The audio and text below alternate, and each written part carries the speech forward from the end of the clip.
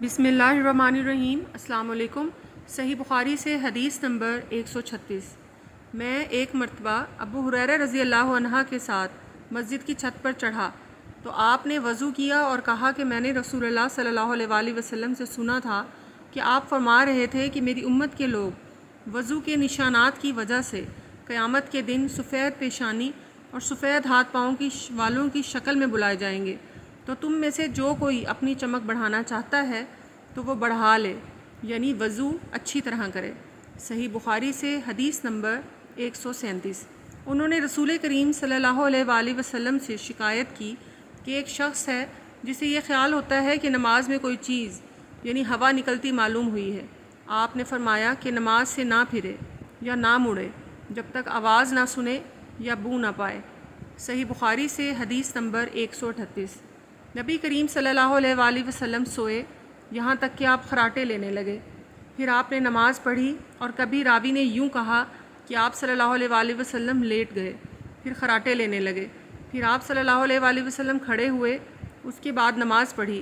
پھر سفیان نے ہم سے دوسری مرتبہ یہی حدیث بیان کی عمرو سے، انہوں نے ابن عباس رضی اللہ عنہ سے نقل کیا کہ وہ کہتے تھے کہ ایک مرتبہ میں نے اپنی خالہ ام المومنین حضرت میمونہ کے گھر رات گزاری تو میں نے دیکھا کہ رسول اللہ صلی اللہ علیہ وآلہ وسلم رات کو اٹھے جب تھوڑی رات باقی رہ گئی تو آپ صلی اللہ علیہ وآلہ وسلم نے اٹھ کر ایک لٹکے ہوئے مشکیزے سے ہلکا سا وضو کیا۔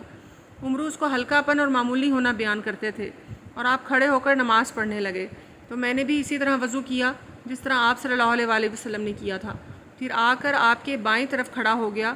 اور کبھی سفیان نے ان یسارہ کی بجائے ان شمالہ کا لفظ کہا، مطلب دونوں کا ایک ہی ہے۔ پھر آپ نے مجھے پھیر لیا اور اپنی داہنی جانب کر لیا،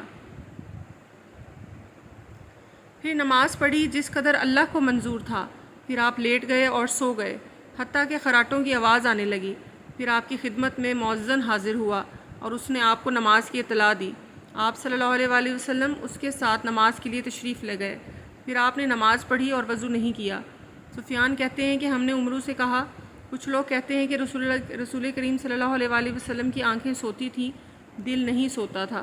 عمرو نے کہا، میں نے عبید بن عمیر سے سنا، وہ کہتے تھے کہ انبیاء علیہ السلام کے خواب بھی وہی ہوتے ہیں۔ پھر قرآن کی آیت پڑھی، میں خواب میں دیکھتا ہوں کہ میں تجھے ذبح کر رہا ہوں۔ صحیح بخاری سے حدیث نمبر 139۔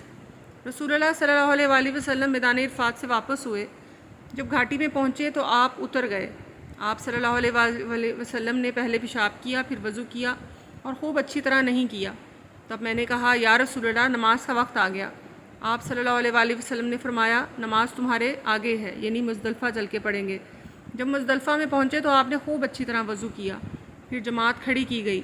آپ صلی اللہ علیہ وآلہ وسلم نے مغرب کی نماز پڑھی، پھر ہر شخص نے اپنے اونٹ کو اپنی جگہ بٹھایا، پھر عشاء کی جماعت کھڑی کی گئی اور آپ صلی اللہ علیہ وآلہ وسلم نے نماز پڑھی، اور ان دونوں نمازوں کے درمیان کوئی نماز نہیں پڑھی۔